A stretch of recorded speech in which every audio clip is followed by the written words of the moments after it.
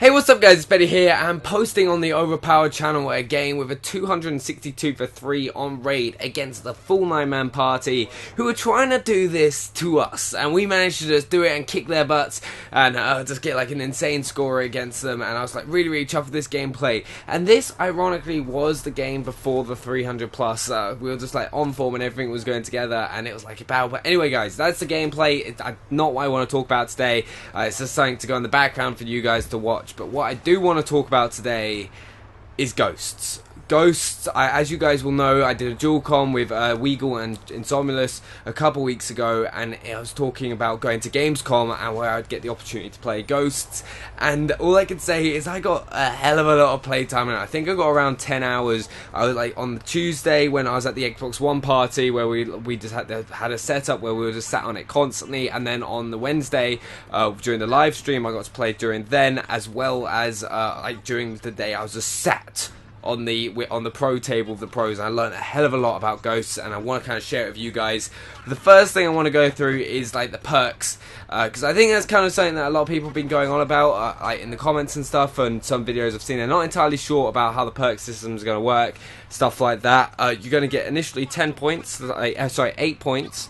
A bit like the Pig 10 system, to choose on perks. If you take lethals, tacticals, and a secondary as well, if you remove those, you can get up to 11 points. The thing that we had at the event is we didn't have that many perks to choose from. It was the same perk setup and choices to have as they had at the multiplayer reveal in LA. We got to use like lightweight, sleight of hand, off the grid, which is pretty much assassin.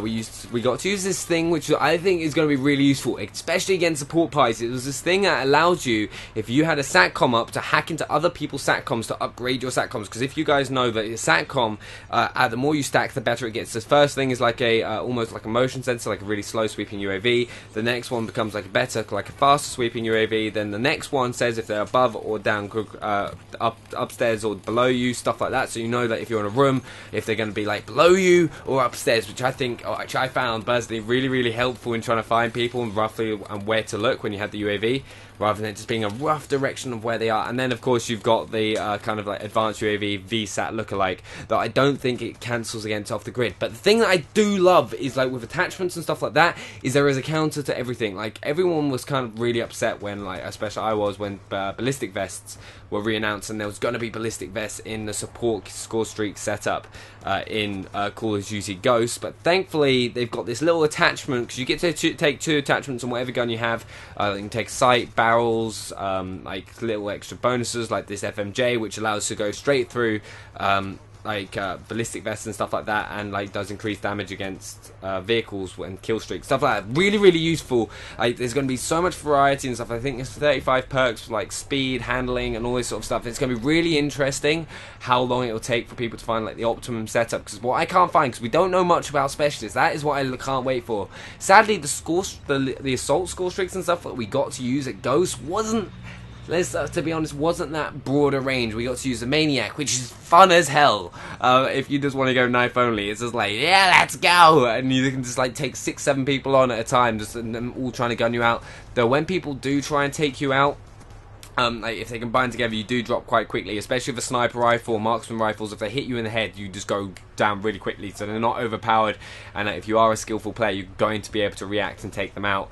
And I think that's going to be the big key. It's just going to be learning how to like operate in the game, and like all the guns that they had available, because they didn't have too many. Like this gun called the Honey Badger, it's actually really nice, but it has an inbuilt silencer, so you can effectively, if you use it, you can effectively get 3 attachments onto it, so you don't have to worry about getting a suppressor. You'll never, if you're using the Honey Badger assault rifle, you will never ever appear on the minimap from shooting your gun, which I think is a bit different. It's different. You can't actually unsuppress it, which is actually really interesting. It's like a completely different thing. We've never had anything like that, which already has an inbuilt attachment in, which is kind of making me want to see the rest of the weapon list, because it may mean that we might get a huge variety of different stuff that we wouldn't otherwise get, and like some guns will be better in different scenarios, which is going to create huge weapon balancing. And the marksman rifles, the second we get to, I'm hoping at Eurogamer, when we get another opportunity to play Ghosts, They unlock a few more perks and stuff like that, because I would absolutely love to be using Stalker and Quick Draw and stuff, which kind of got in cranked when you